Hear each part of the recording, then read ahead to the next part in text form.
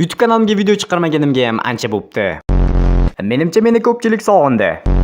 Bugun ko'pchilik so'raganidek YouTube'da, Telegramda va juda ham ko'p joylarda g'alaba qozongan horror video chiqadi. Qanunda videoni boshladik.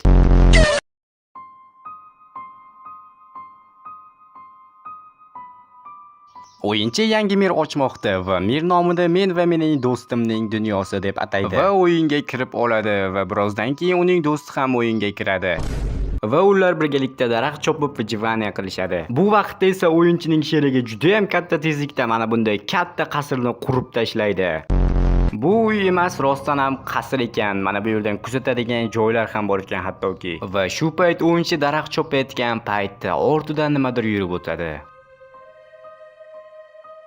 Va Blood Enderman o'yinchiga yana ko'rinadi.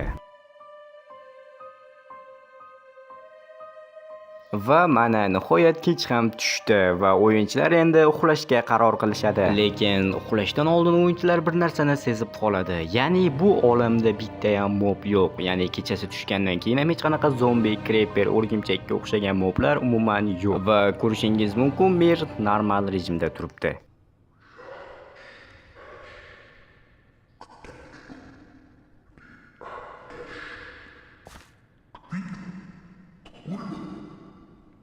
Blood Enderman o'zidan juda ham qo'rqinchli va g'alati ovozlarni chiqarmoqda va o'yinchilar juda ham qo'rqib ketgan. O'yinchi bu ovozlar qayerdan kelayotganini bilish uchun teparoqqa chiqishga qaror qiladi.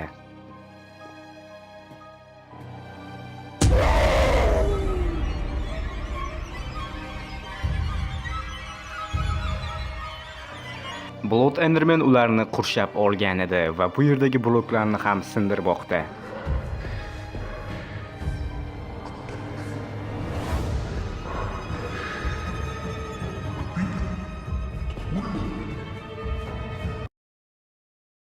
Va ular Blood Endermanning oshqozoniga tushib qoladi.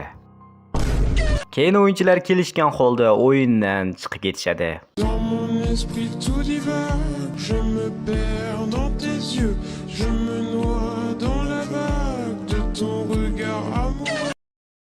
Sizlarga Asunsa MC kanalini tavsiya beraman, chunki bu yerda Minecraftga oid bir-biridan ajoyib videolar bor. Hozirroq kommentdagi silka orqali kanallariga o'tib, obuna bo'ling va oxirgi videosiga kirib like bosing. Kommentariyaga esa guruch so'zini yozib qoldiring, chunki biz sizlar bilan birgalikda osh qilamiz.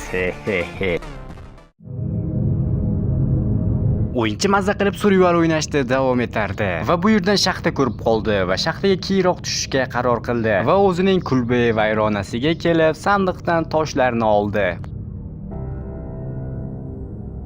Keyin veristakka kirib o'ziga bolta yasadi. O'zi uchun biroz daraxt chopib, keyin shaxtaga tushishga qaror qildi va bu yerdan ko'mir olishga qaror qildi.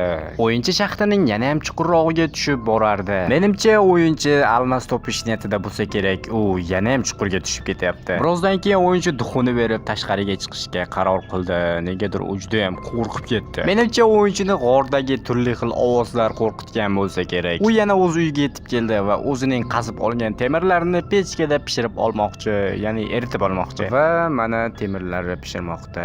Bilaman-da men. Keyin tashqariga chiqqanida mana bu yerda xullas nomi shunaqa quti kutib turardi. Bu qutining ichida esa neziritli bolta bor edi va o'yinchi bu yerdagi hamma narsani o'ziga oldi va barelni mana bu sandiqning ichiga solib qo'ydi. Va nezirit boltani qo'liga oldi. Va sandiqqa soldi, barelni oldi. Ko'mirga to'ymagan biratimiz yana ko'mir qazishni boshladi. Keyin o'yinchi mana bu yerdan pillagerlar makonini topib oldi. Binoni qanchalik ko'zdan kechirmasin, lekin bitta ham pillager topa olmadi. YouTube kanalimiz 15 mingtaga ham yetdi. Ana endi bizning keyingi maqsadimiz 20 mingta obunachi. Shuning uchun hozirroq hamma obuna bo'lsin. Bu videodan keyin biz addishi 17 mingta obunachi bo'lishimiz kerak. Sizdan obuna, mendan esa ajoyib va qiziqarli videolar. 20 mingta obunachi yetganimdan keyin esa bizlarni ajoyib bitta surpriz kutib turmoqda. Shuning uchun obuna bo'ling. O'yinchi uyiga qaytayotganida uzoqdan yong'inni ko'rdi va uning uyi yonayotgan edi. Keyin o'yinchi yana shaxtaga tushishga qaror qildi va bu yerdan g'ayritabiiy, juda ham g'alati bo'lgan narsani, ya'ni eshikni topib oldi va bu yerga kirishga qaror qildi.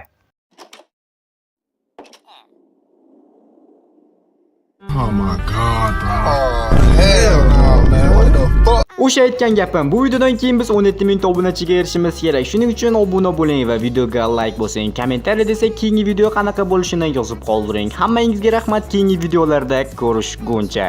Va aytgancha o'tgan safargi videoni oxirigacha ko'rganlar Frozen erinchoq deb yozib qoldirsin degandim va ko'pchilik oxirigacha ko'ribdi. Men bundan juda ham xursand bo'ldim. Agar yana siz shu yergacha ko'rgan bo'lsangiz, Frozenning chap qulog'i qani deb yozib qoldiring.